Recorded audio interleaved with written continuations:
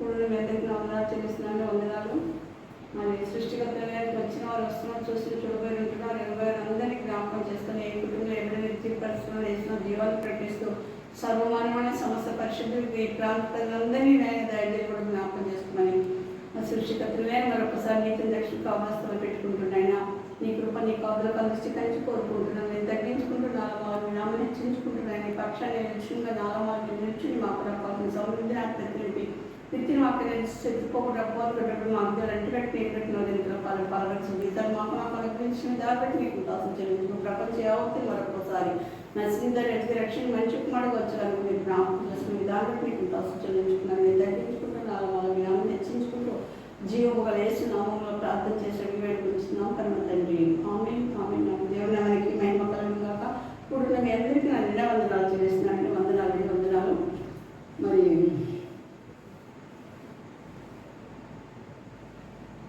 అందాలు ఎన్నెన్నో ఉన్నా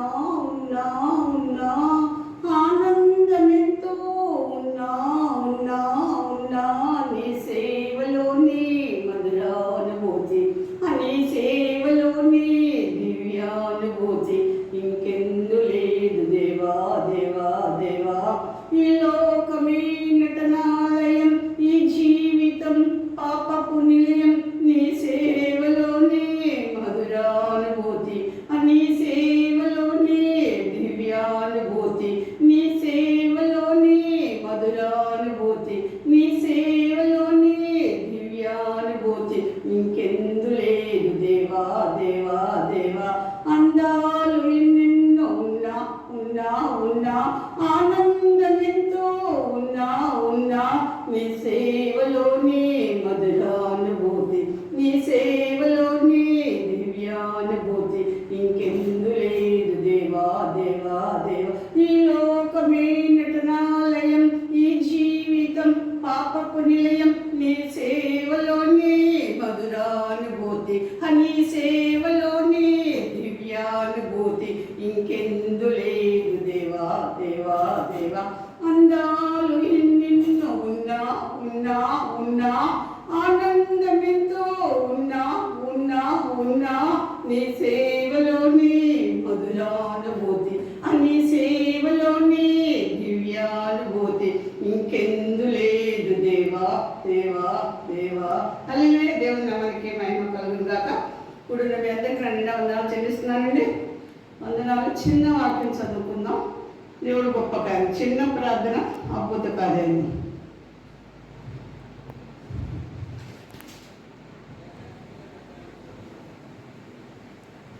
దేవుని నామానికి మహిమ కలుగును గాక. హల్లెలూయా హల్లెలూయా. మత్తయి సువార్త 10వ అధ్యాయము 40 వచ్చిన ఒకసారి చూసుకుందామండి. 42 వరకు అండి. 3 వచనాలు. మిమ్మును చేర్చుకున్నవాడు నన్ను చేర్చుకొనును, నన్ను చేర్చుకున్నవాడు నన్ను పంపిన వాడిని చేర్చుకొనును. ప్రవక్తను చేర్చుకున్నవాడు ప్రవక్త ఫలము పొందును. నీతిమంతుని చేర్చుకున్నవాడు నీతిమంతుని ఫలము పొందును. మరియు శిష్యుడని ఎవడు ఈ చిన్న వారిలో ఒకనికి గిన్నెడు చన్నీళ్లు మాత్రము త్రాగనిచ్చును, వాడు తన ఫలము పోగొట్టుకొనడని నిశ్చయంగా మీతో చెప్పుచున్నాను. దేవుని నామానికి మహిమ కలుగును గాక. హల్లెలూయా. ఎంత గొప్ప సంఘటన అండి. ప్రవక్తలంటే ఆ రోజు ఏం చేసేవారండి? ప్రవక్తను చేర్చుకునేవారండి. మిమ్మల్ని చేర్చుకున్నవాడు నన్ను చేర్చుకున్నట్లు. ఎవరు ఇస్తున్నారండి విట్నెస్? యేసు క్రీస్తు ప్రభువారు ఇస్తున్నారండి విట్నెస్. ఎవరి గురించి అండి? ప్రవక్తల గురించి. ఏమన్నాడు? మిమ్మల్ని చేర్చుకున్నవాడు నన్ను చేర్చుకున్నవాడు నన్ను పంపిన వాళ్ళని చేర్చుకున్నాను. యేసుని ఎవరు పంపించారండి? తండ్రి పంపించాడు, యెహోవా పంపించాడు. ఎవరైతే మిమ్మల్ని చేర్చుకుంటాడో వారు ఏంటండి? నన్ను చేర్చుకున్నట్టు, యేసు క్రీస్తు ప్రభువుని చేర్చుకున్నట్లు అంట. నన్ను చేర్చుకున్నవాడు నన్ను పంపినవాడిని, అంటే యెహోవాను కూడా అంటే సర్వశక్తి దేవుని కూడా చేర్చుకున్నట్లంట. నన్ను పంపిన వాడిని చేర్చుకున్నాను. ప్రవక్తని చేర్చుకున్నవాడంట ప్రవక్త ఫలము పొందక పోడంట కదండి. ఎవరైతే దేవుడి బిడ్డలని వారు నమ్ముతారో, నమ్మిన వారు దేవుని మహిమను చూస్తారంటే దేవుని నామానికి మహిమ కలుగును గాక. కాక. హల్లెలూయా. ఎవరైతే ప్రవక్తను చేర్చుకుంటారో ప్రవక్తను చేర్చుకున్నవాడు ప్రవక్త ఫలం పొందును. దేవుని నామానికి మహిమ కలుగును గాక. ప్రవక్తలు ఎవరుంటారండి? అసలు ప్రవక్తారండి యేసుక్రీస్తు ప్రభువారండి. ఆయన ప్రవక్త. యాజకుడండి. యాజకత్వం చేసేది మనలో ఎవరండి? యాజకుడు. అప్పుడు ఇప్పుడు ఎప్పుడు కూడా యాజకత్వం ఎల్లప్పుడూ ఇంకా చేస్తూనే ఉంటాడు యాజకత్వం. అందుకనే ప్రవక్తను చేర్చుకున్నాడు ప్రవక్త ఫలం పొందుకోరకు ఉండలేడంట. ప్రవక్త ఫలం పొందుకుంటాడంట. ఎందుకు? ఈ ప్రవక్తలో అసలైన ప్రవక్త ఉంటాడు. దేవుని నామానికి మహిమ కలుగును గాక. హల్లెలూయా. ఎంత గొప్ప సంఘటన అండి. ఇవన్నీ మనం గమనిస్తామా? No no. ఏదో మనం వాక్యం చదివామా, ప్రార్థన చేసుకున్నామా, అంతవరకు. ధ్యానం ఏదండి? ధ్యానం చేస్తే దాంట్లో గీ వస్తుంది. పాలు చిలికి పాలు కాస్తే పెరుగు మజ్జిగ చిలికితే ఆ మజ్జిగలో ఏమొస్తుంది? వెన్న కాస్తే గీ వస్తుందండి, నెయ్యి కదండి. ఎంత ప్రాసెస్ ఉందండి. దేవుడు ఇక్కడ ఎంత మాట్లాడుతున్నాడండి. దేవుడు మనతో ఎంత ముచ్చటిస్తున్నాడండి. ఇవి చదివితే ఎంత ఆత్మీయానం దొరుకుతుందండి. పాల కంటే జుంటు తేని దారుల కంటే మధురమైన వాక్యాలు జుర్రుకోవాలంటండి. మన దేవుని నామానికి మహిమ కలుగును గాక. మనం ఏం చేయాలండి? Open the door. ఏంటండి? మనం ధ్యానం చేయాలి. హృదయం అనే డోర్ని తెరవాలంట. అందుకని దేవుడు అంటాడు కదా, నేను తలుపు ఎద్దునున్నాను. ఎందుకంటే ప్రకటన 3:20 ఎవరైనా తలుపు తడుతున్నాను, తలుపు ఎద్దునండి. ఎవరైనా నా స్వరంని తలుపు తీసినట్టుగా అతనితో కలిసి నేను నాతో కలిసి అతను భోజనం చేస్తాడని అంటాడు. ఏ భోజనం అండి? డైనింగ్ టేబుల్ భోజనం కాదండి. ప్రాన్స్ బిర్యానీ కాదండి. ముంత బిర్యానీ కాదండి. దమ్ము బిర్యానీ అసలే కాదండి. దేవుని నామానికి మహిమ కలుగును గాక. ఆహారం అండి. ఇది పాల కంటే జుట్టు తేలిక దారుల కంటే మొదలుపెట్టి శాశ్వతం ఇచ్చే ఆహారం అండి.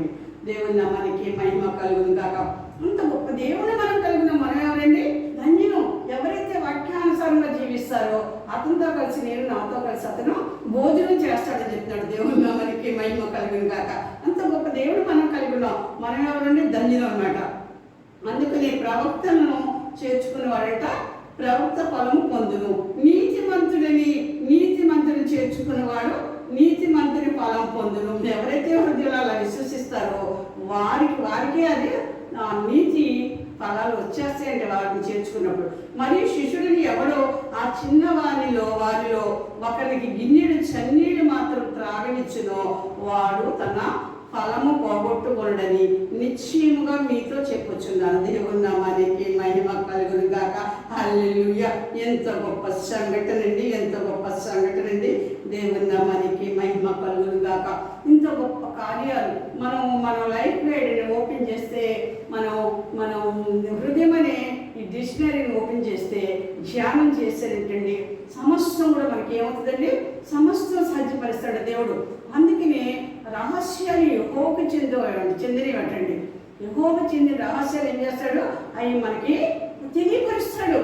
ఆయన జ్ఞానాత్మతో ఆయన పరిశుద్ధాత్మ ఇవ్వబడినప్పుడు మనం ఎప్పుడైతే లైఫ్ గైడ్తో స్పెండ్ చేస్తున్నామో మనకి రహస్యం యెహోవాకు చెందుద్దంటండి.